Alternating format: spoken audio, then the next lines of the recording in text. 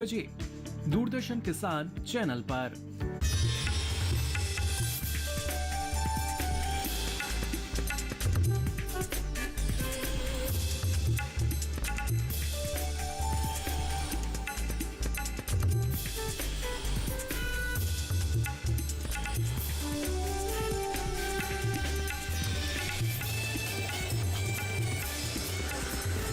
DD किसान, बदलते भारत की शान।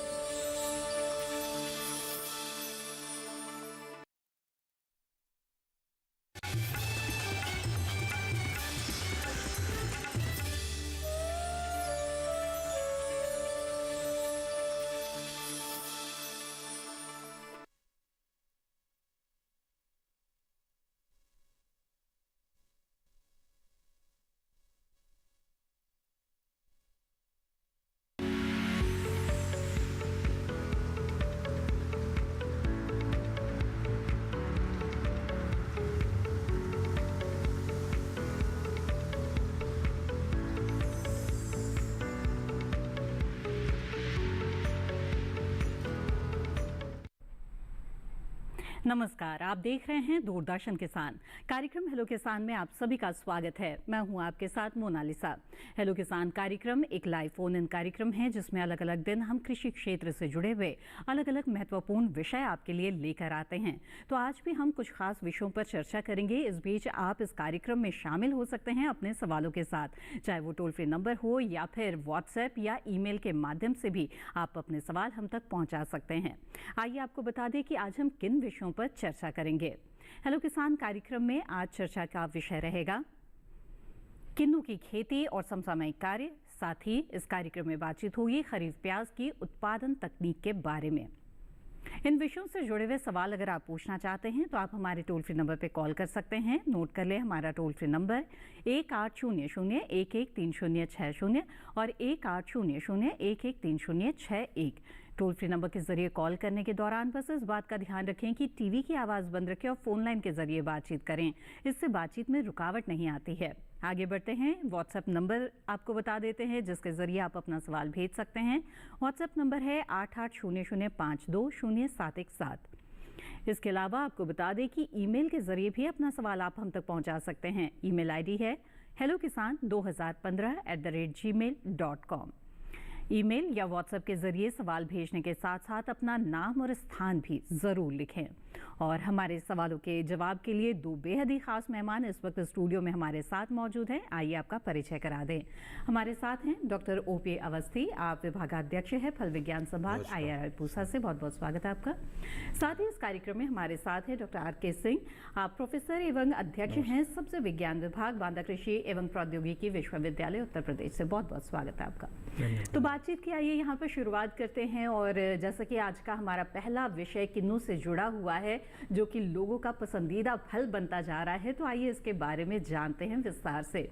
तो डॉक्टर अवस्थी, सबसे पहले तो यही जानना चाहेंगे कि आखिर ऐसी क्या खासियत है किन्नू में कि इसकी मांग दिनों दिन बढ़ चली है और लोगों को ये काफ़ी पसंद भी आता है और जाहिर तौर पे इससे किसानों की व्यावसायिक खेती की भी राह खुलती है। जी हाँ, देखिए ऐसा है कि किन्नू आजकल जो है बहुत प्रचलित हो रहा है किसानों के बीच में। इसके जो है कई कारण हैं। एक तो इसका जो है छिलका जो होता है वो ना तो संतरे की तरह बहुत ही ढीला होता है, ना तो माल्टा की तरह सख्त होता है। और दूसरे जो है इसके आकर्षक रंग, किन्नू जो है बहुत ही आकर्षक रंग का होता है और इसके फल जो है रस से पूरे भरपूर होते हैं। लगभग इसमें जो है 55% करीब जूस होता है और ये विटामिन सी से भी भरपूर होता है। जैसे कि इसमें 40 से 45 ग्राम विटामिन सी पाई जाती है, 40 मिलीग्राम जो है वो कैल्शियम पाया जाता है। और सबसे खास विशेषता है कि इसकी अधिक उत्पादकता। किसान जो है इसे बहुत ज़्यादा आय कमा रहे हैं आजकल। दिसंबर जनवरी में ये हार्वेस्ट होता है जिस समय दूसरे फल जो है लगभग न के बराबर होते हैं, तो इसमें जो है किसान को काफ़ी अच्छी आमदनी होती है और इसकी उत्पादन क्षमता चूँकि अच्छी, किसान इसके ऊपर रुझान इनका ज़्यादा हो रहा है। बिल्कुल, और अच्छी मांग है और तो जाहिर तौर पर किसानों को काफ़ी लाभ होता है इससे। लेकिन अगर गुणवत्ता अच्छी हो फल की तभी आपको अच्छा मुनाफा होगा। तो अच्छी गुणवत्ता के लिए किन किन बातों का ध्यान रखना चाहिए, इस पर विस्तार से बातचीत करेंगे। आइए उससे पहले नजर डाल लेते हैं इस रिपोर्ट पर।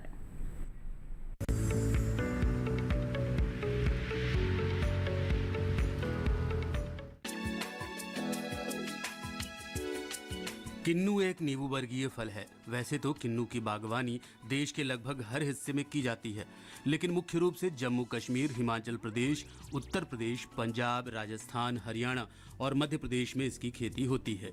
किन्नू की बागवानी कई तरह की मिट्टी जैसे रेतीली दोमट से चिकनी दोमट या गहरी चिकनी दोमट में की जा सकती है, लेकिन मिट्टी में जल निकासी का गुण होना चाहिए। साथ ही मिट्टी का पीएच मान 5.5 से 7.5 के बीच होना चाहिए। लेकिन अच्छी फसल के लिए समय के अनुसार किन्नू की देखरेख और उसमें समसामयिक कार्य भी जरूरी है।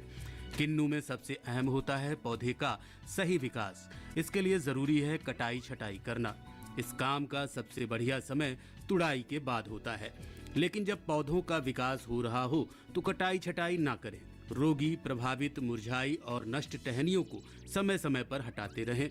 टहनियों की छटाई काफी जरूरी होती है। किन्नू को कई तरह के रोगों से बचाने की भी जरूरत होती है। किन्नू में टहनी मार रोग होता है। इस रोग के होने पर किन्नू की टहनियां ऊपर से सूखनी शुरू हो जाती हैं। इसकी रोकथाम के लिए कृषि विशेषज्ञों की सलाह से उचित उपाय करें। किन्नू पर स्ट्रेस, सैला, नींबू की तितली, लीफ माइनर, सफेद मक्खी और मिलीबग जैसे कीटों के हमले की आशंका भी बनी रहती है। इन पर नियंत्रण के लिए विशेषज्ञों की सलाह से दवाओं का छिड़काव कर सकते हैं। वहीं अगर फलों की तुड़ाई की बात करें तो उचित आकार और आकर्षक रंग लेने पर ही किन्नू की तुड़ाई करें।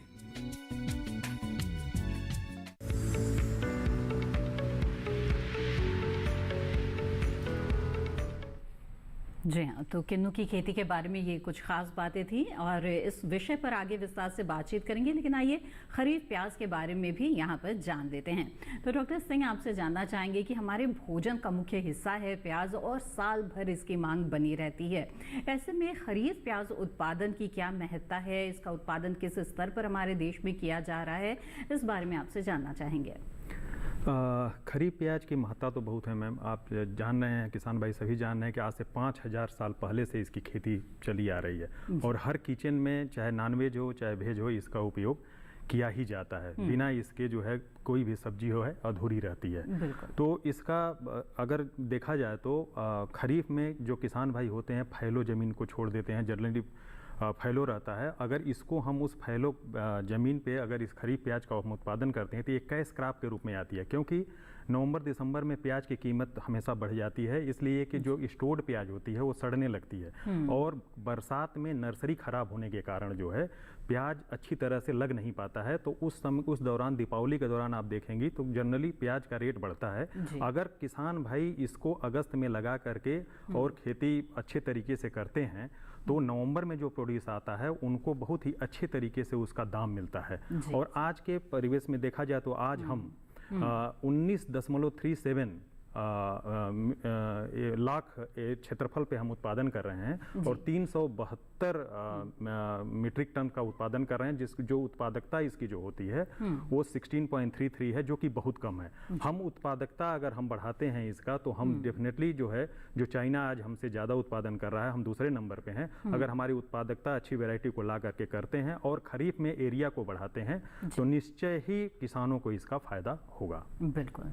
तो उत्पादन के मामले में दुनिया में हम दूसरे स्थान पर है, लेकिन अगर अपनी उत्पादकता को हम बढ़ा सके तो हम पहले पायदान पर पहुंच सकते हैं। और इसके लिए क्या उपाय अपनाए जा सकते हैं, आधुनिक और वैज्ञानिक तकनीक क्या है, इस पर विस्तार से बातचीत करेंगे। आइए इस पहले नजर डाल लेते हैं इस रिपोर्ट पर।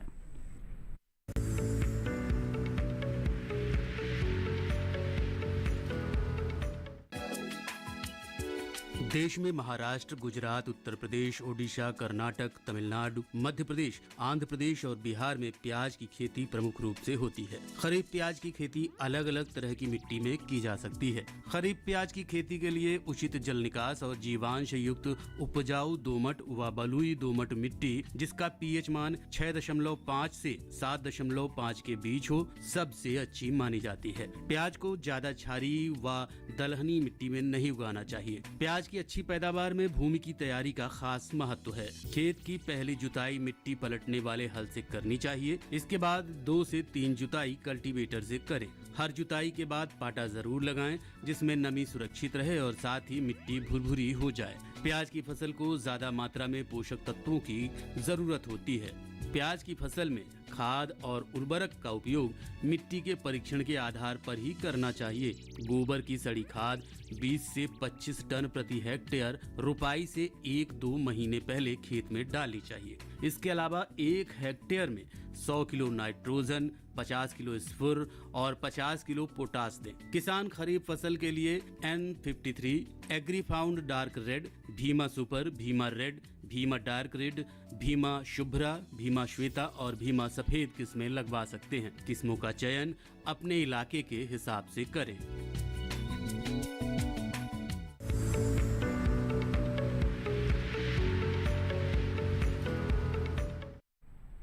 जी हाँ, तो ये थी खरीफ प्याज की खेती से जुड़ी हुई कुछ अहम बातें। आगे बढ़ते हैं और डॉक्टर अवस्थी आपसे जानना चाहेंगी कि किन्नू की जो बागवानी है वो देश के कितने बड़े क्षेत्रफल में की जा रही है और ख़ास तौर पे किस तरह की मिट्टी और जलवायु इसके लिए उपयुक्त रहती है। किन्नू की खेती आमतौर पर जो है शुष्क या अर्ध शुष्क क्षेत्र में जो है सफलतापूर्वक की जा सकती है। जैसे कि उदाहरण के रूप में मैं बताऊं कि भारत का जो है विश्व का सबसे अच्छी किन्नू जो है वो श्री गंगानगर क्षेत्र में होता है, जो राजस्थान में है। उसके साथ ही इसकी खेती जो है हिमाचल प्रदेश के धौला कुआं के क्षेत्र में है, मध्य प्रदेश में है, यूपी में है। लगभग सभी प्रांतों में जो है किन्नू की खेती की जा सकती है। और जहाँ पे तापमान पे विशेष ध्यान देना चाहिए कि तापमान जहाँ पे जो है 10 से 40 डिग्री सेल्सियस के बीच में हो, वहाँ किन्नू की खेती बहुत ही अच्छी तरह की जा सकती है। मृदा पे ध्यान देना चाहिए। मृदा पे ये ध्यान देना चाहिए कि पीएच, जैसे पीएच जो है कितना होना चाहिए। अभी टीवी से उसमें भी देख रहे होते हैं क्लिपिंग में कि पीएच जो है आमतौर पे जो है 5 से लेकर के 7.5 पी के बीच में होना चाहिए। उसके साथ ही जो है डेसीसाइमल्स जो होता है 0.5 डेसीसाइमल्स होना चाहिए। और किसान भाइयों को सबसे बड़ी जो चीज़ जो ध्यान देने वाली है किन्नू में कि ऐसी मिट्टी पे किन्नू की खेती न करें जहाँ पे जो है कैल्शियम कार्बोनेट की मात्रा अधिक हो। अच्छा। जैसे किसान जो है ये गलती करता है कि भूमि का चयन करता है, उसके बाद किन्नू लगा लेता है, बाद में किन्नू फेल हो जाता है। जैसे कि जहाँ पे भी कैल्शियम कार्बोनेट की मात्रा अधिक होगी, अगर 5% से अधिक कैल्शियम कार्बोनेट की मात्रा है तो कदापि जो है किन्नू कभी मत लगाइए। उसी तरह चूने की मात्रा, अगर चूने की मात्रा 10% से अधिक है तो उसको ऐसी भूमि में जो है किन्नू को नहीं लगाना चाहिए। अगर इन भी बातों पे ध्यान देते हैं तो किन्नू की खेती जो है सभी प्रांतों में, भारत के सभी प्रांतों में लगभग सफलतापूर्वक की जा सकती है। बिल्कुल। इसके उत्पादन तकनीक के बारे में और भी आगे जानेंगे। इस बीच कार्यक्रम के पहले कॉलर जुड़ गए हैं, उनका सवाल ले लेते हैं। विपिन जी सागर मध्य प्रदेश से इस वक्त हमारे साथ फोन लाइन पर हैं। विपिन जी स्वागत है आपका, पूछिए अपना सवाल। हेलो जी विपिन जी, क्या मेरी आवाज मिल रही है आपको? हेलो विपिन जी, क्या आप मुझे सुन पा रहे हैं? हेलो,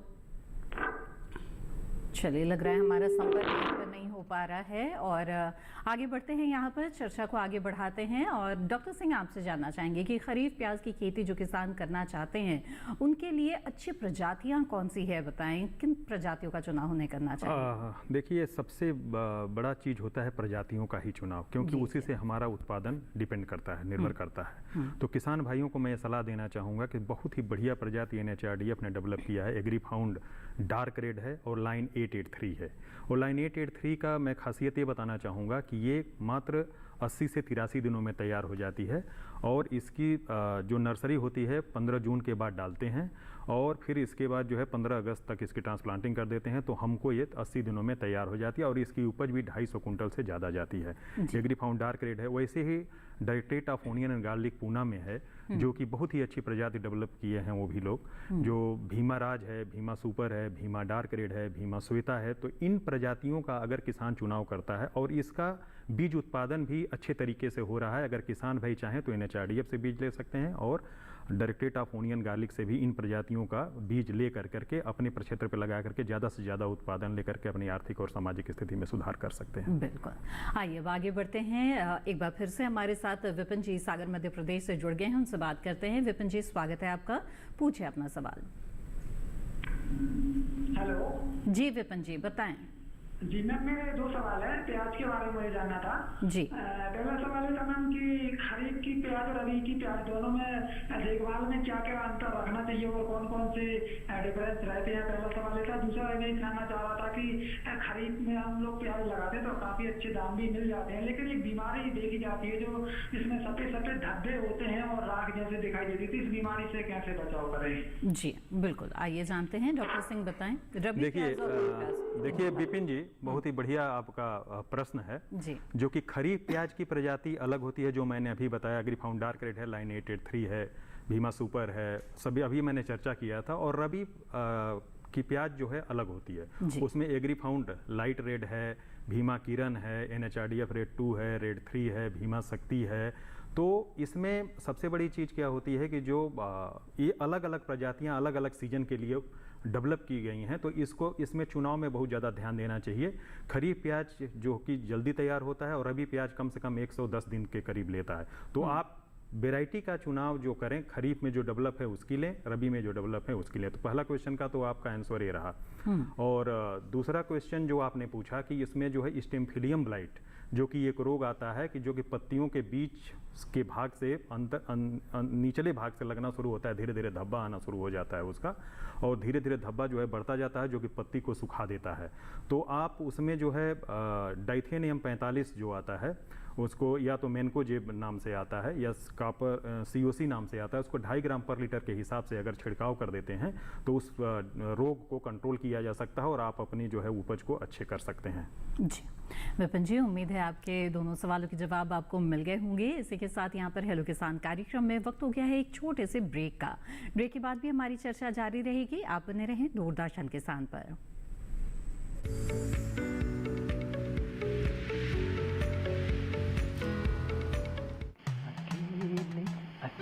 अरे वाह भैया, अकेले अकेले। अरे तू भी ले, पर खाएगा कैसे? मैं ऑर्गेनिक खेती की बात कर रहा रे बेटे। अकेले अकेले खेती कब तक करेगा? मतलब? गांव में 20-25 किसानों का समूह बना के पंजीकरण करवा ले, फिर सरकारी ट्रेनिंग भी मिलेगी और मुफ्त जैविक बीज खाद भी। फिर BGS ऑर्गेनिक की सरकारी मोहर के साथ तेरी उपज आकर्षक पैक में पहुंचेगी बड़े बाजार तक। अच्छा? हाँ। अरे भाई, कहाँ चल दिया? सबको साथ लाने, आमदनी बढ़ाने। तो किसान भाई समझ गए ना? साथ मिलकर ऑर्गेनिक खेती कीजिए, अपनी परंपरा को आगे बढ़ाइए, ज्यादा मुनाफा कमाइए। माटी से प्रेम की परंपरा है परंपरागत खेती।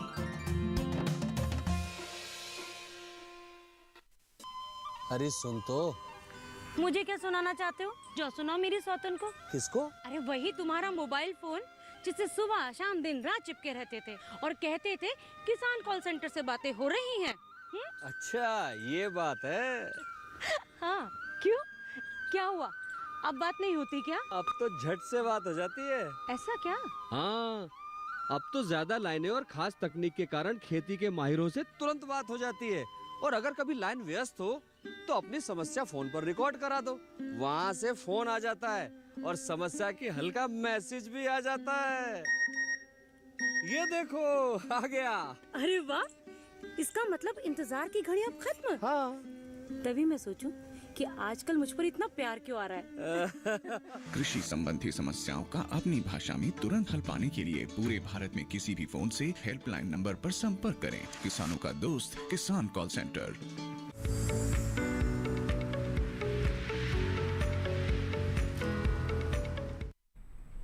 ब्रेक के बाद आप सभी का फिर से स्वागत है। आप देख रहे हैं कार्यक्रम हेलो किसान। इस कार्यक्रम में आज हम बात कर रहे हैं किन्नू की खेती और खरीफ प्याज उत्पादन के बारे में। इन विषयों से जुड़े हुए सवाल अगर आप पूछना चाहते हैं तो आप हमारे टोल फ्री नंबर पर कॉल कर सकते हैं या फिर व्हाट्सएप या ईमेल के जरिए भी अपना सवाल भेज सकते हैं। इस वक्त हमारे साथ एक कॉलर जुड़े हुए हैं, आइए उनसे बात करते हैं। हरि सिंह जी कपूरथला पंजाब से हमारे साथ हैं। हरि सिंह जी, स्वागत है आपका, पूछे अपना सवाल। नमस्कार डॉक्टर साहब जी। जी नमस्कार, बताएं। डॉक्टर साहब जी, किन्नू के जो बाग लगाना चाहते हैं और पूछना चाहते हैं कि 1 एकड़ में कितने बूटे लगेंगे जी। और दूसरा सवाल है कि आम प्राइवेट बूटे मिलते हैं किन्नू के बड़े, उनके फल भी लगा होता है, क्या वो भी लगा लेने चाहिए या बागवानी वालों से छोटे बूटे लगाने चाहिए? इसके बारे में थोड़ा बताया जाए जी। डॉक्टर अवस्थी। धन्यवाद आपके प्रश्न के पूछने का। और इसमें देखिए, जहाँ तक ये पौधे लगाने का सवाल है कि एक कितने पौधे लगाए जाते हैं, तो अगर 6 बाई 6 मीटर पे आप पौधे लगाते हैं, 6 बाई 6 मीटर पे अगर पौधे लगाते हैं तो 1 हेक्टेयर में करीब 278 पौधे लगते हैं। और पौधे लगाने का उचित समय आपको भी बता देता हूं मैं, उसका जो है उचित समय जो है सितंबर अक्टूबर होता है और फरवरी होता है। दूसरा प्रश्न आपका था कि ये पौधे जो है आपको प्राइवेट नर्सरी से मिलते हैं, उसमें फल लगे रहते हैं, उनको लगाना चाहिए या नहीं लगाना चाहिए। तो देखिए, सबसे पहले मैं किसान भाइयों को यही सलाह देता हूँ कि आपका प्रयास ये होना चाहिए कि जहाँ तक हो सके, संभव हो सके, आप पौधों को गवर्नमेंट नर्सरी से लीजिए, क्योंकि वो जो है काफ़ी विश्वसनीय रहते हैं। और दूसरी चीज़ है कि जब इसमें फल लगे हों, वैसे भी फल लगे हुए बूटों को कभी नहीं लगाते हैं, क्योंकि उसमें जो है फिर क्या जाता है, फल में जो भी न्यूट्रेंट है आपका फल में चला जाता है, तो पौधे का विकास अच्छी तरह नहीं होता है। तो पौधे लगाने के पहले अगर उसमें फल लगे भी हैं तो आप उसको तोड़ करके फिर लगाएं, और दूरी जो है 6 बाई 6 मीटर रखें। और मैं यहाँ पे एक विशेष आपको सुझाव और देना चाहूँगा कि पौधे लगाते समय गड्ढे में कोई कंजूसी न करें। जैसे किसान भाई क्या काम करते हैं, अक्सर जो है जितना बड़ा वो पौधा रहता है, जितनी बड़ी पिंडी रहती है, उतना ही खोद करके उसको लगा देते हैं।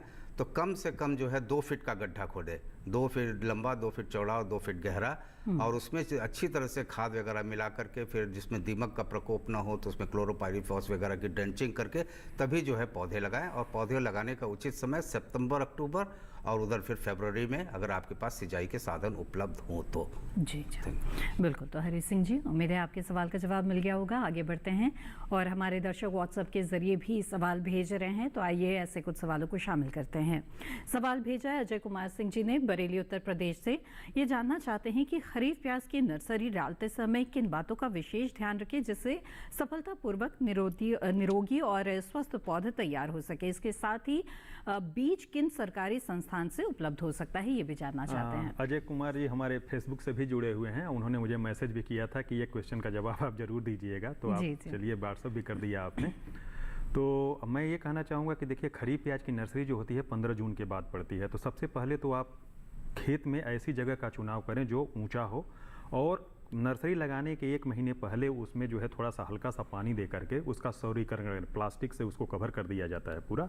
तो सौरीकरण होने से क्या होता है कि उसमें जो भी इंसेक्ट, पेस्ट या फिर कोई भी फंगस होता है तो वो जो है उसकी डेथ हो जाती है, तो वो नर्सरी को प्रभावित नहीं करता है। फिर उसमें हम नर्सरी बनाते हैं। खरीफ प्याज में ध्यान देने योग्य बात यह है कि हमेशा जो है ऊंची नर्सरी बनाते हैं, 15 से 20 सेंटीमीटर ज़मीन से उठी हुई नर्सरी बनाते हैं, जिससे कि अगर मान लें कि बरसात भी होती है तो पानी जो है बीज से उसके निकल जाया करे। और उसमें जो उसकी नर्सरी की चौड़ाई रखते हैं 0.6 से लेकर के 0.75 मीटर तक ही रखते हैं, इससे ज़्यादा नहीं रखते हैं, नहीं तो आपको कृषि क्रियाएं करने में बड़ी दिक्कत होती है। और ऊपर को समतल भाग को कर लेते हैं, उसमें जो है खाद, जो FIM सड़ी हुई गोबर की खाद है, मिला लेते हैं, या केचुए के द्वारा बनी हुई खाद को मिला लेते हैं। और उसमें जब भी लगाते हैं जो उसको लाइन सोइंग करते हैं, क्योंकि खरीफ में बहुत सारे डिजीज आते हैं जिसको कि दिक्कत होती है किसान भाइयों को। तो उसमें क्या करना चाहिए कि 5 से 7 सेंटीमीटर पे लाइन बना करके, और ये ध्यान देना चाहिए कि 3 से 4 ग्राम बीज 1 स्क्वायर मीटर एरिया में जो है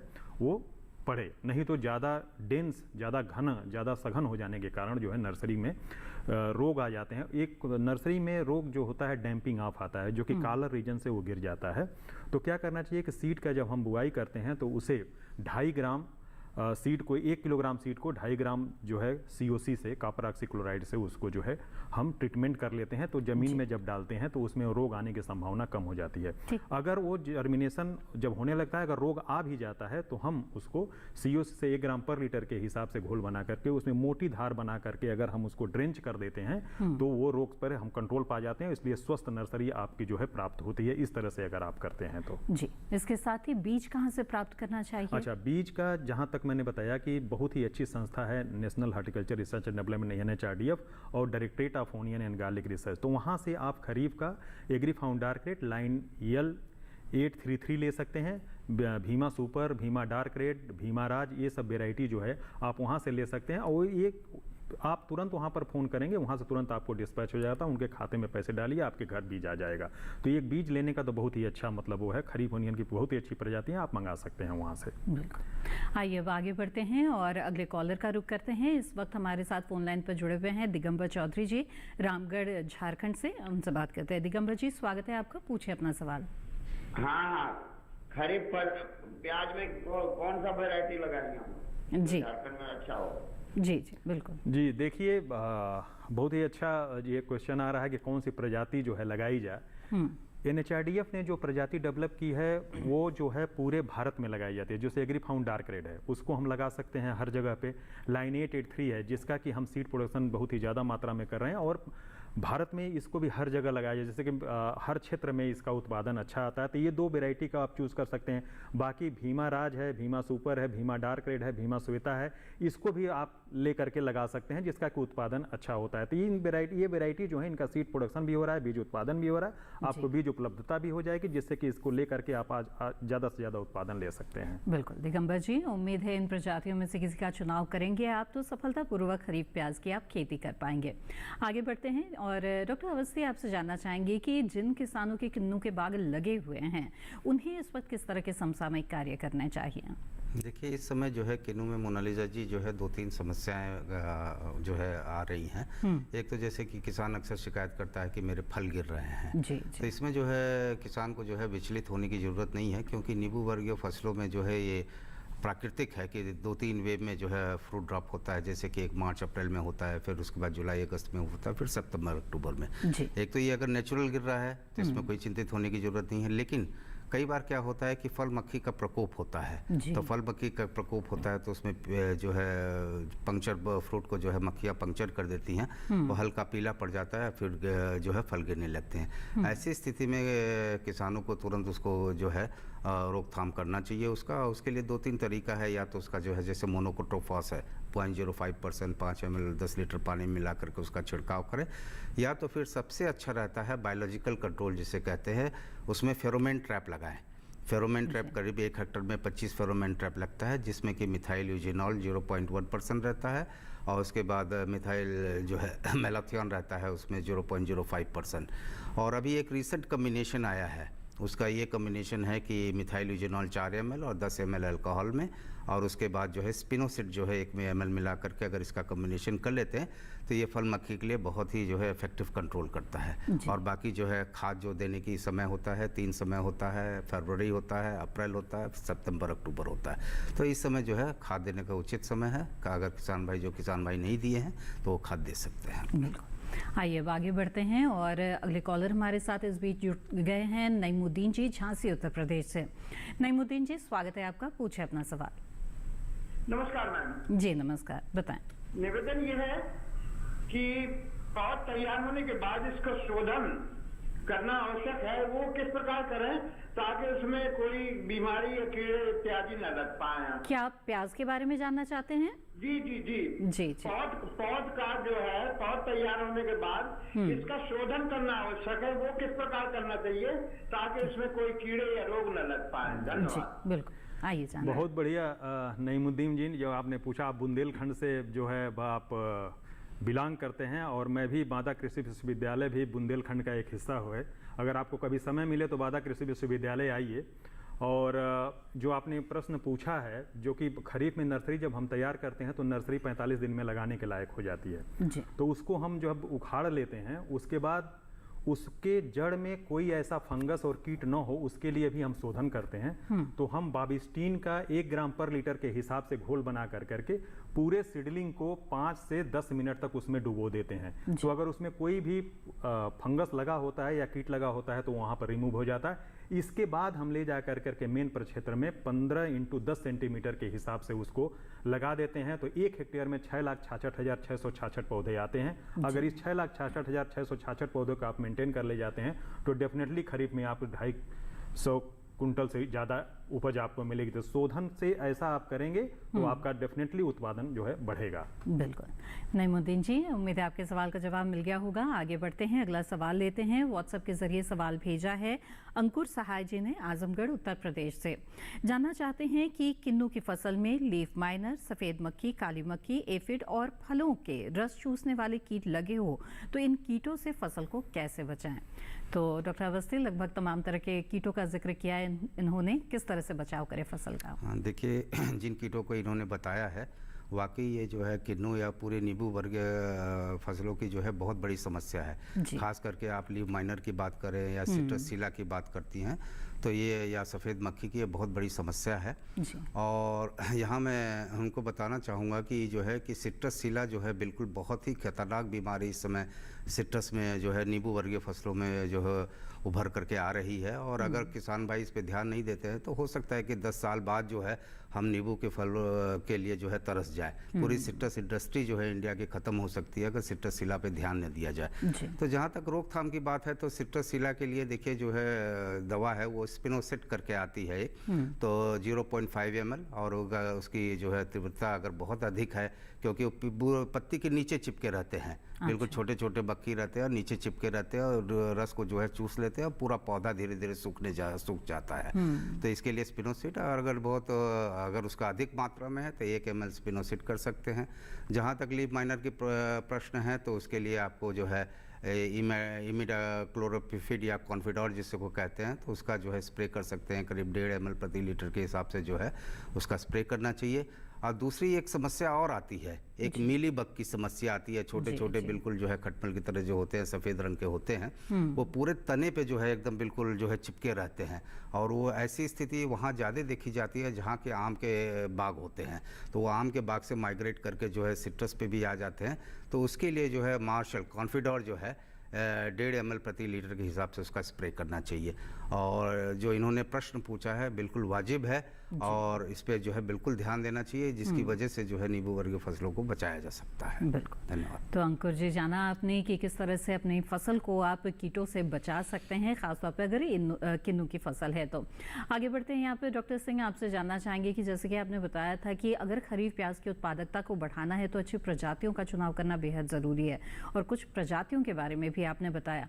मैं जानना चाहती हूँ कि क्या कुछ हाइब्रिड प्रजातियाँ भी है, क्या इसका भी चुनाव किया जा सकता है इस क्रम में? देखिए, ये हाइब्रिड जो संकर किस्म होती हैं बहुत ही कम डेवलप हुई हैं। IHR एक संस्था है हमारा जो कि बंगलौर में स्थित है, उसने अर्का लालिमा वैरायटी एक डेवलप किया है और अर्का कीर्तिमान वैरायटी डेवलप किया और बाकी इस पर शोध कार्य जो है जारी है, जो कि directorate of onion garlic Rajguru Nagar Poona में है, इस पे काम कर रहा है। तो भविष्य में 2-4 हाइब्रिड आने की भी संभावना है। तो ये 2 वैरायटीज़ है और कि जो कि हमारे गवर्नमेंट ऑर्गेनाइजेशन ने डेवलप किया हुआ है और औरों पे काम चल रहा है। दूसरा, प्राइवेट ऑर्गेनाइजेशन जो हैं वो जो डेवलप किए हैं, जैसे एक लिंडा विस्टा है, मर्सडीज है, कागर है, कोलिना है, जो कि ये येलो टाइप के हैं जिसका कि भंडारण नहीं किया जा सकता है। तो इसको अगर तुरंत हमको, जैसे क्रिस्टल है व्हाइट कलर में है, तो इसको जो है वैरायटी का उत्पादन कर करके तुरंत मार्केट में ले जा करके बेचा जा सकता है क्योंकि इसमें मॉइस्चर ज़्यादा होता है, इसको हम रख नहीं सकते हैं। तो इस तरह से हाइब्रिड्स अभी देखा जाए तो जनरली जो हमारे भारत सरकार के संस्थाओं द्वारा डेवलप हुआ है वो हमारे जो ओपन पॉलिनेटेड वैरायटी है उसको सुपरसीड, मतलब उससे ज़्यादा उत्पादन नहीं दे पा रही हैं। तो इस पर प्रयास जारी है कि अच्छे से हाइब्रिड डेवलप किया जाए जिसको कि भंडारण क्षमता को भी बढ़ाया जा सके और ज़्यादा से ज़्यादा उत्पादन भी दिया जा सके। बिल्कुल, तो शोध और अनुसंधान इस दिशा में लगातार किए जा रहे हैं और इसी तरह से किन्नू की खेती और खरीफ प्याज के उत्पादन पर हमारी बातचीत जारी रहेगी। लेकिन फिलहाल कार्यक्रम में वक्त हो गया है एक और छोटे से ब्रेक का। आप बने रहें दूरदर्शन किसान पर।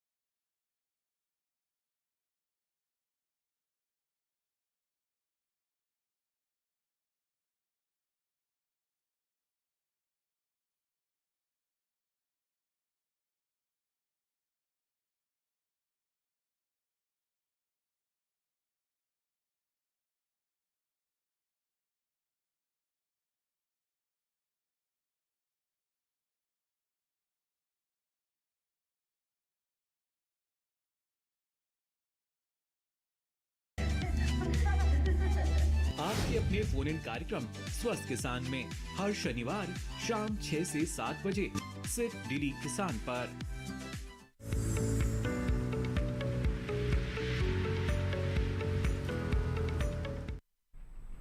ब्रेक के बाद आप सभी का फिर से स्वागत है। आप देख रहे हैं कार्यक्रम हेलो किसान। इस कार्यक्रम में आज हम बात कर रहे हैं किन्नू की खेती और साथ ही खरीफ प्याज उत्पादन के बारे में। इन विषयों से जुड़े हुए सवाल अगर आप पूछना चाहते हैं तो आप हमारे टोल फ्री नंबर पर कॉल कर सकते हैं या फिर व्हाट्सएप या ईमेल के जरिए भी अपना सवाल भेज सकते हैं। आगे बढ़ते हैं, बातचीत को आगे बढ़ाते हुए डॉक्टर अवस्थी आपसे जानना चाहेंगे कि जो किन्नू है वो अच्छी गुणवत्ता वाले हो, रसदार हो, इसके लिए किसानों को क्या उपाय अपना सकते हैं वो, और साथ ही जो पोषक तत्व प्रबंधन है वो किस तरह से करें? देखिए, बहुत ही अच्छा प्रश्न है आपका मोनालिसा जी। और पोषक तत्वों पे जो है किसान भाइयों को भी जो है ध्यान देना चाहिए। अक्सर जो है किसान भाई जो है पोषक तत्वों पे ध्यान नहीं देना चाहिए उनको, क्योंकि सही मात्रा की भी जानकारी होनी चाहिए कि किन्नू में फलन की स्थिति में कितना होना चाहिए या फलन की स्थिति में कितना होना चाहिए, कितना खाद की मात्रा देना चाहिए। तो मैं यहाँ किसान भाइयों को बताना चाहूँगा कि अफलन की स्थिति में आमतौर पर जो है 75 से 100 ग्राम नाइट्रोजन देते हैं, 50 ग्राम फास्फोरस देते हैं और 75 से 100 ग्राम पोटेशियम देते हैं। और अगर फलत में है तो 600 ग्राम जो है नाइट्रोजन देते हैं, उसके बाद 400 ग्राम फास्फोरस देते हैं और 600 ग्राम फिर पोटाश देते हैं। देखिए, ये बताई गई हुई मात्रा किसान भाइयों मैं आपको नाइट्रोजन, फास्फोरस और पोटेशियम के रूप में बता रहा हूँ, लेकिन आपको जो है इसको यूरिया, सिंगल सुपर फॉस्फेट और म्यूरेट ऑफ पोटाश के तौर पे देना है। तो बताई गई हुई मात्रा जैसे मैंने आपको बताया कि 100 ग्राम नाइट्रोजन, तो 100 ग्राम नाइट्रोजन को आप 2.16 से गुणा कर ले, यानी कि लगभग जो है 200 ग्राम करीब जो है आपको यूरिया देना पड़ेगा अफलन की स्थिति में। उसी तरह जो है 50 ग्राम फास्फोरस है तो 6.25 से गुणा करें तो लगभग 300 ग्राम जो है आपको फास्फोरस आता है। और उसके बाद 100 ग्राम को जो है 1.75 से गुणा कर ले तो 175 ग्राम पोटेशियम आता है। इसी तरह फलन की स्थिति में आप जो है 2.16, 6.25 और 1.75 से गुणा कर लें। साथ में ये तो मैक्रोन्यूट्रिएंट की बात भी है, लेकिन आपको जो है आपको जैसे कि खाद, सड़ी हुई गोबर की खाद के बारे में भी ध्यान देना चाहिए कि कम से कम जो है प्रति पौधा जो है 25 से 30 किलोग्राम जो है खाद अवश्य जो है ये सड़ी हुई गोबर की खाद डाले। और इसकी देखिए खाद डालने का भी एक उचित नियम होता है। जैसे कि कुछ किसान भाई क्या काम करते हैं, बिल्कुल तने के सामने जा करके डाल देते हैं, ये बिल्कुल गलत तरीका होता है। उनको जो है 25 से 30 मीटर तने से छोड़ करके या जितना खिलाव होता है, जितनी कैनोपी होती है, उसके बगल में एक ट्रेंच खोल करके फिर ये खाद को डाल करके अच्छी से तरह मिला करके फिर उनको सिंचाई करना चाहिए। जी जी बिल्कुल। आइए अब आगे बढ़ते हैं और अगले कॉलर का रुख करते हैं। परीक्षित कुमार जी इस वक्त गया बिहार से हमारे साथ फोन लाइन पर हैं। परीक्षित जी, स्वागत है आपका, पूछिए अपना सवाल। हेलो जी परीक्षित जी, टीवी की आवाज बंद रखिएगा, बातचीत में रुकावट आएगी। आप अपना सवाल पूछ सकते हैं। जी नमस्कार। जी नमस्कार मैम। नमस्कार, बताएं क्या जानना चाहते हैं? हेलो, नमस्कार मैम। नमस्कार परीक्षित जी, कृपया टीवी की आवाज बंद रखिएगा, पूछे अपना सवाल। नमस्कार मैम, हम गया बिहार से बोल रहा हूँ। अभी गत वर्ष मैंने प्याज की खेती की थी मैम। ठीक है। प्याज बैठने लगा, भी झुलस गए और नीचे से प्याज अलग खुला हो गया, पौधे झुलसने लग गए। ठीक है, और क्या समस्या आई? समस्या है कि जब प्याज बैठने लगे ऊपर से पत्ते भी झुलस गए और नीचे से प्याज लग गए तो पूरा प्याज खोखला हो गया। अच्छा, ठीक है। डॉक्टर सिंह, क्या वजह हो सकती है समस्या की? देखिए, सबसे बड़ी चीज़ तो ये है कि जहां आप लगाए हुए हैं उस तरह की वैरायटी का चुनाव किए हैं, खरीफ में लगाए हैं या रबी में लगाए हैं। तो सबसे बड़ी चीज़ क्या है कि खरीफ का रिकमेंडेशन अलग अलग क्षेत्रों के लिए होता है, रबी का अलग अलग क्षेत्रों के लिए होता है। अगर आप प्याज लगाए हुए हैं, जैसे रबी की प्याज लगाए हुए हैं, तो उस समय जो है झुलसने की जो प्रॉब्लम आती है उसमें तो एक स्टेम्फिलियम ब्लाइट ज़्यादा से ज़्यादा आ जाता है, जिससे क्या होता है कि जो है उसमें पत्तियां पूरी ऊपर से सूखने लगती हैं। और उसमें जो है जब पत्तियां सूखने लगेंगी तो आप जानते हैं प्रकाश संश्लेषण होगा नहीं, और जब नहीं होता है तो उसमें कंद का निर्माण जो है अच्छी तरीके से नहीं हो पाता है, वो पतला गर्दन उसकी हो जाती है, छोटे कंद रह जाते हैं। तो इस तरह से अगर आप अच्छी वैरायटी का चुनाव करें जो कि इस रोग का रोधी हो और उस एरिया में उसके लिए रिकमेंडेशन दी गई हो कि ये प्रजाति यहाँ होगी, तो ये समस्याओं से आप निजात पा सकते हैं। और बाकी खरीफ में एक डिजीज आती है लगाते हैं के बाद पर्पल ब्लाच आती है, उसको भी हम कंट्रोल कर सकते हैं। मैनकोजेब 2.5 ग्राम ml से अगर 2.5 ग्राम प्रति लीटर के हिसाब से अगर हम छिड़काव कर देते हैं तो उसमें जो है रोका जा सकता है। तो इस तरह से पहले तो आप वेराइटी का, प्रजाति का चुनाव अच्छा करें। अगर ऐसी समस्याएं आती हैं स्टेम्फिलियम ब्लाइट की तो उसको भी जो है दवा को छिड़क करके उस पर उत्पादन को अच्छे तरीके से लिया जा सकता है। बिल्कुल। तो परीक्षित जी, उम्मीद है कि जो सलाह यहाँ पर डॉक्टर सिंह ने दी है उन सलाह पर आप ज़रूर अमल करेंगे और आगे से इस तरह की समस्या से आपको नहीं जूझना पड़ेगा। आगे बढ़ते हैं। डॉक्टर अवस्थी, अब आपसे जानना चाहेंगे कि किन्नू के बाग जिन किसानों ने लगाए हुए हैं उन्हें किस तरह से देखभाल करनी चाहिए। कीटों का प्रकोप काफ़ी होता है जिसके बारे में आपने बताया, रोग किस किस तरह के लग सकते हैं जिससे बचाव की ज़रूरत है। ये भी बहुत ही अच्छा प्रश्न है, क्योंकि नींबू वर्गीय फसलों में जो है दो समस्या अधिक होती है। एक तो रोग का होता है, दूसरा कीट का होता है। तो कीट के बारे में मैं पहले ही बता चुका हूँ। और जहाँ तक रोग का प्रश्न है, तो रोग इसमें जो है 2-3 मुख्य रोग होते हैं। जैसे कि एक तो फाइटोप्थोरा होता है। जैसे किसान भाई आप देखेंगे कि जैसे कि जो किन्नू की पेड़ होती है उसके तने पे आप देखिए जब गोंद का रिसाव होने लगता है, तो इसका मतलब कि अगर आप उस पर ध्यान नहीं देते हैं, जैसे कि गोंद को तुरंत उसको खुरच करके जो है उस पर दवाई नहीं लगाते हैं या डाइथेनियम 45 या जो भी है, तो उस पर जो है सेकेंडरी इन्फेक्शन होता है फाइटोप्थोरा का। फाइटोप्थोरा क्या होता है कि जो है धीरे धीरे जो है फैलने लगता है पूरे बाग में, और फैलने की स्थिति तब उत्पन्न होती है जब किसान भाई जो है खुला सिंचाई करता है। जब वो एक चैनल बनाता है या पूरे खेत में खुला सिंचाई करता है, तो धीरे से एक पौधे से इन्फेक्ट होकर के वो फाइटोप्थोरा के जो पैथोजेंस हैं वो दूसरे उस पर जाने लगते हैं, और इसी तरह जा कर के जो है पूरा जो है बाग धीरे धीरे सूखने लगता है। तो ये बहुत बड़ी समस्या है, किसान भाइयों को इस पर विशेष ध्यान देना चाहिए। और जहाँ तक इसके रोकथाम की बात है, चूंकि मैं बीमारी के बारे में बताया हूँ फाइटोप्थोरा के बारे में, ये मुख्य बीमारी है, तो उसके रोकथाम के बारे में भी किसान भाइयों को जानकारी होना चाहिए। जैसे कि जहाँ पे गोंद का रिसाव हो रहा है, तो सबसे पहले जो आपके पास उपलब्ध है जैसे कि डाइथेनियम 45 है या रिडोमिल है, रिडोमिल का जो है आप उसका लेप लगा सकते हैं। और सबसे अच्छा रहता है अगर किसान भाई बोर्डेक्स पेस्ट बना ले। बोर्डेक्स पेस्ट बनने की यानी कि 1 kg जो है चूना लेकर के 1 kg कॉपर सल्फेट उसको 5-5 लीटर पानी में अलग भिंगा ले और सुबह उसको मिला करके अच्छी तरह से पेस्ट बना दे, तो उससे अच्छी फंजीसाइड जो है दुनिया में अभी भी कोई अच्छी फंजीसाइड नहीं है। तो इससे जो है आप रोग पे नियंत्रण पा सकते हैं। बिल्कुल। आइए अब आगे बढ़ते हैं। इस बीच हमारे साथ एक कॉलर जुड़ गए हैं, इंदर सिंह यादव जी, उज्जैन मध्य प्रदेश से। उनसे बात करते हैं। इंदर जी, स्वागत है आपका, पूछे अपना सवाल। नमस्ते मोनालिसा जी। जी नमस्कार इंदर जी, बताइए क्या जानना चाहते हैं। मेरा एक तो सुझाव ये है जी कि जो आपका लाइव का लोगो है, लाइव के लोगों को बढ़ा के डीडी किसान लिखो तो ताकि पता चले कार्यक्रम लाइव है। और मेरा प्रश्न ये है कि अभी जो बरसात का मौसम चल रहा है जी, मैं एक प्रगतिशील किसान हूँ जी, और अभी बरसात के समय में कौन सी वैरायटी किसान जो है प्याज की लगा सकता है? अच्छा, क्या अभी प्याज लगा सकते हैं कि नहीं? जी, है ना, तो ये मेरा सुझाव का ध्यान रखना। आप ये लाइव दिखता ही नहीं आपको। अच्छा, बिल्कुल, हम आपके सुझाव पे ज़रूर गौर करेंगे। और आइए आपके सवाल का जवाब देते हैं। जी डॉक्टर सिंह, बताएं क्या पूछा मैडम? जानना चाहते हैं कि बरसात के मौसम में भी क्या प्याज लगाया जा सकता है? जी देखिए, बरसात के मौसम में ही प्याज लगता है, तो बरसात के प्याज का ही है। तो 15 हमने पहले भी इस पर जो है चर्चा की कि 15 जून के बाद इसकी नर्सरी डालते हैं। और ये बरसात की प्याज की खासियत क्या होती है कि 40 से 45 दिनों में लगभग ये इसकी सीडलिंग जो है तैयार हो जाती है लगाने के लिए।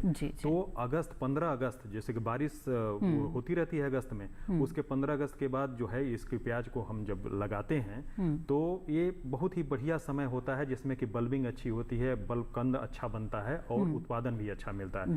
तो आप डॉक्टर सिंह, आपने कार्यक्रम की शुरुआत में हमें ये भी बताया कि अक्सर ये देखा गया है कि बरसात के समय प्याज की जो नर्सरी है वो खराब हो जाती है, तो ऐसे में किसानों के पास क्या विकल्प बचता है? बिल्कुल, बहुत ही बढ़िया आपने प्रश्न पूछा। किसान को इसके बारे में जानकारी होनी चाहिए, जो कि पहला क्वेश्चन जो पूछा गया था व्हाट्सएप के थ्रू, उसमें कि नर्सरी एक्चुअली होता क्या है कि बरसात जो होती है कोई ऐसा मापदंड इसका नहीं होता है कि कब होगी। बहुत तेज होती है, बहुत इंटेंसिटी ज़्यादा होती है, सघनता ज़्यादा होती है। तो जो किसान भाई नर्सरी डाले होते हैं उस पर तेज से बारिश होने से नर्सरी नष्ट हो जाती है। और सबके पास ऐसा शेड नेट नहीं होता है या कोई ऐसा स्ट्रक्चर नहीं होता है कि जिससे कि उसको बचाया जा सके।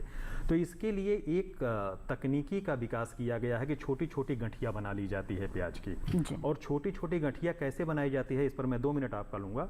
ये बहुत ही अच्छी तकनीकी है जिसमें कि गठिया बनाने के लिए भी जो है हम जिस वेराइटी का गठिया बना रहे हैं, जैसे एग्रीफाउंड डार्क रेड का बना रहे हैं, लाइन 883 का बना रहे हैं या भीमा सुपर का बना रहे हैं, तो उसको पहले ही हमको बीज को लेना पड़ेगा।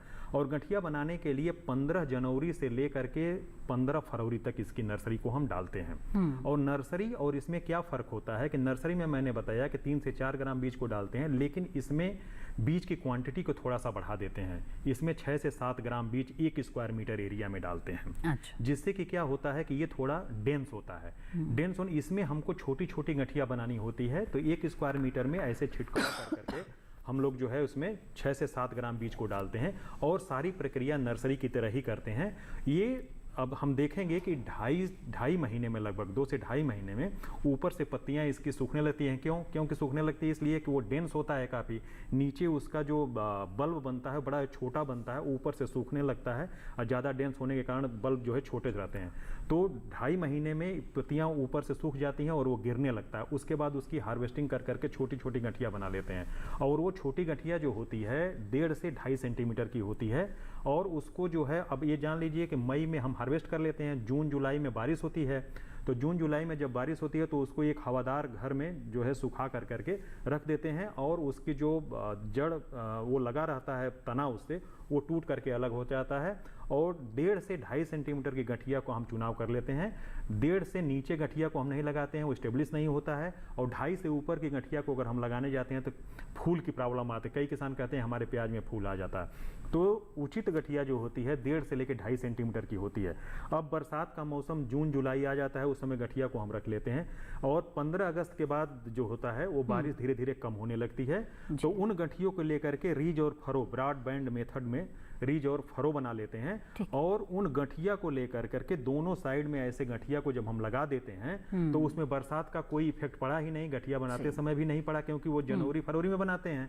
और वो जो गठिया आया वो 15 अगस्त के बाद बारिश कम हो जाती है। तो अगर जब हम गठिया को लगा देते हैं तो उसी से पत्तियां निकलना शुरू होती है। मात्र 65 से 70 दिन में खूब बढ़िया प्याज आपको मिलती है। तो इस तरह से देखा जाए जो किसान भाई, डॉक्टर सिंह आपने बहुत ही विस्तार से बताया कि किस तरह से बरसात के समय अपनी नर्सरी को बचा सकते हो और अच्छा उत्पादन किसान ले सकते हैं। आगे बढ़ते हैं, अगले कॉलर इस बीच हमारे साथ जुड़ गए हैं मनदीप जी फाजिल्का पंजाब से, उनसे बात करते हैं। मनदीप जी स्वागत है आपका, पूछे अपना सवाल। हेलो नमस्कार मैडम। जी नमस्कार मनदीप जी, बताइए क्या जानना चाहते हैं। मैडम हमारे बाग के अंदर, किन्नू के बाग के अंदर जड़ों में फाइटोफथोरा की काफी शिकायत है, तो उसकी रोकथाम के लिए जड़ों में क्या डालना चाहिए। जी बिल्कुल, आइए जानते हैं। जी डॉक्टर अवस्थी। मनदीप जी, जैसे कि मैं अभी बता रहा था कि जो है फाइटोफथोरा की बहुत बड़ी समस्या है इसमें, जो है किन्नू संतरे में जो है। तो फाइटोफथोरा देखिए 2 तरीके से कंट्रोल कर सकते हैं। एक तो या तो रिडोमिल की ड्रेंचिंग करिए, 25 ग्राम रिडोमिल जो है 10 लीटर पानी मिला करके उसकी ड्रेंचिंग कर लीजिए। दूसरा, अगर आपको कहीं से ट्राइकोडर्मा मिल जाता है या पंजाब एग्रीकल्चर यूनिवर्सिटी से या भारतीय कृषि अनुसंधान संस्थान हमारे यहाँ से जो है कभी आपका आना हुआ, तो आपको ट्राइकोडर्मा के कुछ स्ट्रेन्स हैं, तो ट्राइकोडर्मा को जो है आप अच्छी सड़ी हुई गोबर की खाद में जो है करीब 250 ग्राम ट्राइकोडर्मा आप उसके अंदर जो है दबा दीजिए और 2-4 महीने तक छोड़ दीजिए। और वो पूरी तरह से जो है ट्राइकोडर्मा के स्ट्रेन जो है उसमें फैल जाते हैं। फिर इसकी जो है खाद आप निकाल करके अगर आप अपने पौधों में डालेंगे तो इसका आपको देखेंगे कि बिल्कुल जो है असर दिखेगा और आपको जो है जो फाइटोफथोरा पे इस पे कंट्रोल करने में काफ़ी मदद करता है। तो ये 2 तरीका है, या तो रिडोमिल या तो फिर ट्राइकोडर्मा के आपको अगर स्ट्रेन्स मिल जाए तो इससे आप जो है फाइटोफथोरा से निजात पा सकते हैं। बिल्कुल, तो मनदीप जी जाना आपने फाइटोफथोरा से छुटकारा कैसे आप पा सकते हैं, उम्मीद है इस जानकारी का लाभ आप जरूर उठाएंगे। इसी के साथ कार्यक्रम में वक्त हो चला है एक और छोटे से ब्रेक का। जल्द हाजिर होंगे, आप बने रहें दूरदर्शन किसान पर।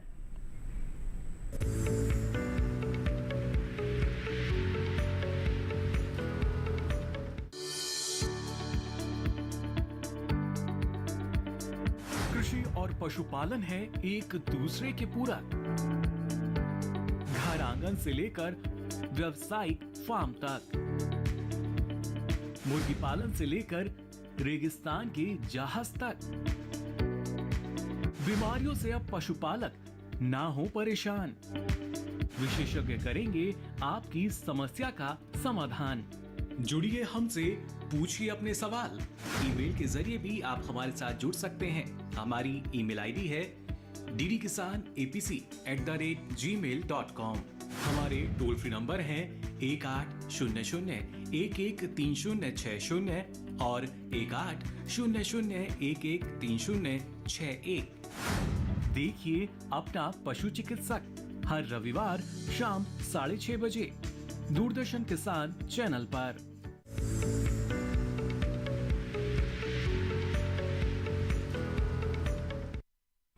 ब्रेक के बाद आप सभी का फिर से स्वागत है। आप देख रहे हैं कार्यक्रम हेलो किसान। इस वक्त हमारे साथ एक कॉलर जुड़े हुए हैं, आइए सीधे उनसे बात करते हैं। दीपक जी पठानकोट पंजाब से इस वक्त हमारे साथ फोन लाइन पर हैं। दीपक जी स्वागत है आपका, पूछे अपना सवाल। मैडम ऐसा है कि मैंने रेड माल्टा का पेड़ लगाए हुए हैं जी, तो उसमें क्या है कि फल मक्खी ना पड़ने से जल्दी पीला होकर गिर रहा है, तो उसकी कोई हल है? जी डॉक्टर अवस्थी। दीपक जी देखिए, अभी मैं जो है थोड़ी देर पहले जो है इसके बारे में बताया था विस्तार के बारे में कि फल मक्खी जो है एक बहुत बड़ी समस्या है।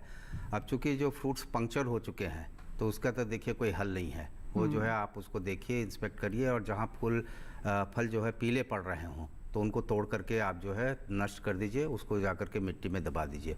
और संभव अगर हो सके तो आपको अगर फेरोमोन ट्रैप मिल जाए जिसमें कि आपको मिथाइल यूजिनॉल 0.1%, मेलाथियन 0.05% का अगर मिक्सचर करके जो है आप पूरे बाग में, अगर 1 हेक्टेयर का बाग है तो आपको 25 फेरोमोन ट्रैप की ज़रूरत होगी। अभी भी समय है, अगर आप लगा देंगे तो फल मक्खी से जो है आपको आप बचाव कर सकते हैं। दूसरा चीज़ ये है कि आप मोनोक्रोटोफॉस का जो बिल्कुल माइल्ड इंसेक्टिसाइड है, मोनोक्रोटोफॉस का 0.05% स्प्रे, यानी कि 5 ml 10 लीटर पानी में मिला करके अगर उसका छिड़काव करते हैं तो फल मक्खी से आप अपने पौधों को बचा सकते हैं। जी दीपक जी, उम्मीद है आपके सवाल का जवाब मिल गया होगा। आगे बढ़ते हैं। व्हाट्सएप के जरिए बहुत सारे सवाल आ रहे हैं, उन्हें कार्यक्रम में शामिल करते हैं। मुकेश जी ने उत्तर प्रदेश से सवाल भेजा है व्हाट्सएप के जरिए, जानना चाहते हैं कि प्याज में खरपतवार नाशक दवा बताएं। जी हाँ, देखिए बहुत ही अच्छा प्रश्न है, क्योंकि आज हमें श्रमिक जो है प्याज में बहुत ही डेंस क्रॉप होती है, 15 × 10 सेंटीमीटर पे लगाई जाती है और श्रमिक बहुत ज़्यादा लगते हैं। तो ये बहुत ही अच्छा प्रश्न है कि क्या हम खरपतवार का नियंत्रण कर सकते हैं? हाँ, कर सकते हैं। देखिए जब भी आप प्याज लगाते हैं, लगाने के बाद जब पानी देते हैं तो एक दवा आती है ऑक्सीफ्लोरोफेन, 1 ml पर लीटर के हिसाब से, जैसे 15 लीटर की आपकी टाकी हो तो 15 ml इसमें डालें, और जब मॉइस्चर थोड़ा थोड़ा उसमें रहे तो उसको स्प्रे कर देते हैं, जिसपे कि ऊपर एक फिल्म बनती है जिससे कि घास नहीं होती है। तो एक तो ये है कि लगा करके पानी देने के बाद जब नमी रहे तो तुरंत आप स्प्रे कर सकते हैं ऑक्सीफ्लोरोफेन का 1 ml पर लीटर। दूसरी बात कि जब अगर मान लीजिए ये स्प्रे आप नहीं कर पाए तो 21 से 25 दिन के बाद प्याज में घास पूरी तरह से आ जाती है।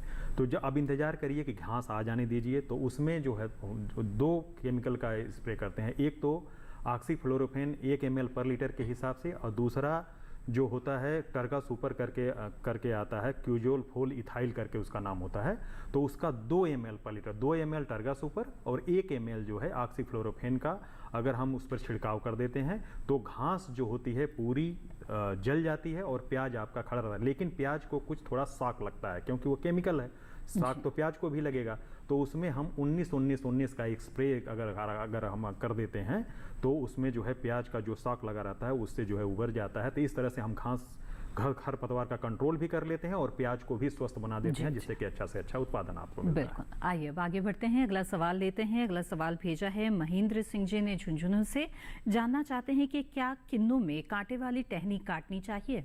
जी डॉक्टर महेंद्र सिंह जी, जो है आपने ये बहुत ही अच्छा प्रश्न पूछा है। देखिए कांटे वाले टहनी जो होते हैं अक्सर वो सकर्स होते हैं, जैसे कि किन्नू को जो भी बडिंग करते हैं या सॉफ्टवुड जैसे भी ग्राफ्टिंग करते होंगे तो इसको किसी मूल वृंत पे करते हैं। तो मूल वृंत पे जब ये बडिंग करते हैं तो क्या होता है कि साथ में जैसे नीचे से शाखाएं भी निकलती हैं जिसमें कि कांटे होते हैं। अगर उसको वाटर सकर्स कहते हैं, अगर उस पर आप नहीं निकालते हैं तो क्या होगा कि पूरे न्यूट्रिशन जो होती है, चूँकि इनकी बर्बाद बहुत तेज़ी से होती है, तो पूरे न्यूट्रिशन को खींच लेते हैं। आपका किन्नू जो है धीरे धीरे क्या होगा, स्थिति आएगी कि धीरे धीरे जो है वो मर जाएगा। तो बिल्कुल आपने बहुत ही सही प्रश्न पूछा है, और बिल्कुल जो है जो भी कांटे वाले हैं उनको बिल्कुल निकालना चाहिए, सकर्स को निकालना चाहिए समय समय पे। बिल्कुल। आइए अब आगे बढ़ते हैं। अगला सवाल भेजा है लीला ठाकुर जी ने, और इनका सवाल है कि क्या 8000 फीट पर किन्नू की खेती हो सकती है? जी देखिए, जहाँ 8,000 फीट की बात कर रही हैं ये कि 800 फीट की? 8,000 की। हाँ, 8,000 फीट की जो है, तो मैं यहाँ पे ये बताना चाहूँगा कि किन्नू जो है ठंड वाले इलाकों में आती है। जैसे कि आपको धौला कुआं है, धौला कुआं जो है वो धौला कुआं में हो रहा है, तो धौला कुआं मेरे ख्याल से करीब 4 या 5,000 हाइट पे होगा। और उसी तरह जम्मू में भी इसकी खेती की जा सकती है। तो कुछ जो है शीतोष्ण क्षेत्र जो है वहाँ पे किन्नू की खेती की जा रही थी। वो इसको जो है अभी मैं बिल्कुल उस पे जो है निश्चित नहीं हूँ कि 8,000 पे इसकी खेती की जा सकती है कि नहीं, लेकिन आप जो है अपने कृषि विज्ञान केंद्र जो आसपास में है, आप उनसे जानकारी ले सकते हैं कि किन्नू की खेती 8,000 फीट पे खेती पे की जा सकती है कि नहीं की जा सकती। आइए आगे बढ़ते हैं, जल्दी से अगला सवाल ले लेते हैं जो मीना कुमारी जी ने भेजा है कैथल हरियाणा से। जानना चाहती हैं कि किन्नू के पौधे में कीड़े लग रहे हैं, कृपया कोई जैविक या घरेलू उपचार बताएं। जी डॉक्टर, इसमें जो है आप जो है जहाँ तक घरेलू उपचार है तो नीम का जो है स्प्रे आता है, नीम ऑयल करके आता है, तो आप उसमें जो है नीम का स्प्रे कर सकती हैं। या राख, अगर राख मिल जाता है तो आप राख छिड़क दीजिए, तो उस पर जो है कीट का जो है प्रकोप कम हो जाता है। ये 2-3 जो है देसी इलाज हैं, आप इसको अपना सकती हैं उसमें। बिल्कुल। तो मीना जी, उम्मीद है आपके सवाल का जवाब मिल गया होगा। चलते चलते डॉक्टर सिंह आपसे एक आखिरी सवाल पूछना चाहेंगे, क्योंकि प्याज के बाजार में हम देखते हैं कि कई बार उतार चढ़ाव भाव में होता रहता है, इसलिए भंडारण बहुत ही महत्वपूर्ण हो जाता है किसानों के लिए। तो खास तौर पर बरसात के समय जब नमी भी बहुत ज़्यादा होती है, अगर किसान को भंडारण करना है तो उन्हें किन बातों का ध्यान रखना चाहिए? देखिए, ज़्यादातर भंडारण तो जो है रबी के प्याज का ही होता है, और अच्छे तरीके से हम 6 से 7 महीने भंडारण कर लेते हैं, जिसमें कि 15 से लेकर के 30% तक नुकसान होता है। लेकिन जहाँ तक खरीफ प्याज का भंडारण करना हो तो इसमें 1-2 वैरायटी ऐसी हैं जो कि हमने टेस्ट किया हुआ है अपने कृषि विश्वविद्यालय में, जो कि लाइन 883 एक प्रोजेक्ट चल रहा है उपकार का, लखनऊ का। उसमें जो है भंडारण हमने देखा है कि लाइन 883 प्रजाति जो हमारी है, उसको मैंने जो है उत्पादन कर करके उसको पत्ती के साथ बांध करके जब रख दिया उसको, तो उसमें जो है स्प्राउटिंग नहीं होती। अगर खरीफ के प्याज का 2 से 2.5 सेंटीमीटर छोड़ करके अगर पत्ती काट देते हैं तो उसमें स्प्राउटिंग शुरू हो जाती है। तो हमने एक जो है इस तरह से तकनीकी का कि उसको पत्तियों को बांध कर करके अगर उसको हम रख देते हैं तो उसको 2.5 से 3 महीने तक भंडारण करना हो तो किसानों को इस तकनीक का इस्तेमाल करना चाहिए। Doctor R K. सिंह आपने और डॉक्टर ओ.पी. अवस्थी आपने भी, आप दोनों ने बहुत अच्छी जानकारियां दी हमें कार्यक्रम के दौरान। बहुत बहुत धन्यवाद आप दोनों का। हमें उम्मीद है कि हमारे दर्शकों को बहुत ज़्यादा लाभ होगा के इस कार्यक्रम से, जो किन्नू की खेती या खरीफ प्याज की खेती में दिलचस्पी रखते हैं या कर रहे हैं। आगे बढ़ते हैं और आपको अब हेलो किसान कार्यक्रम के अगले विषयों के बारे में बता दें। हेलो किसान कार्यक्रम में जो अगला विषय रहेगा जिस पर चर्चा की जाएगी वो है मक्का फसल में खरपतवार नियंत्रण, साथ ही फूलों की खेती और देखभाल। इन विषयों से जुड़े हुए सवाल अगर आप भेजना चाहते हैं तो आप ईमेल के माध्यम से अपना सवाल हम तक पहुंचा सकते हैं। नोट कर ले ईमेल आईडी hellokisan2015@gmail.com। सवाल के साथ साथ अपना नाम और स्थान भी ज़रूर लिखें। इसके अलावा दूरदर्शन किसान के कॉल सेंटर नंबर पर आप कॉल कर सकते हैं और अपना सवाल दर्ज करा सकते हैं। हमारा टोल फ्री नंबर है 1800-113060। सोमवार से शनिवार सुबह 6 बजे से रात 10 बजे के बीच कॉल करके आप अपने सवाल दर्ज करा सकते हैं। हेलो किसान कार्यक्रम को आप कभी भी दूरदर्शन किसान के यूट्यूब चैनल पर देख सकते हैं। इसके लिए टीवी स्क्रीन पर दिखाए जा रहे इस QR कोड को स्कैन करें। इससे आप सीधे हमारे यूट्यूब पेज से जुड़ जाएंगे, जहां पर आप हेलो किसान के किसी भी एपिसोड को देख सकते हैं। इसके साथ हेलो किसान की आज की कड़ी में बस इतना ही। हमें दीजिए इजाजत। आप बने रहें दूरदर्शन किसान पर। नमस्कार।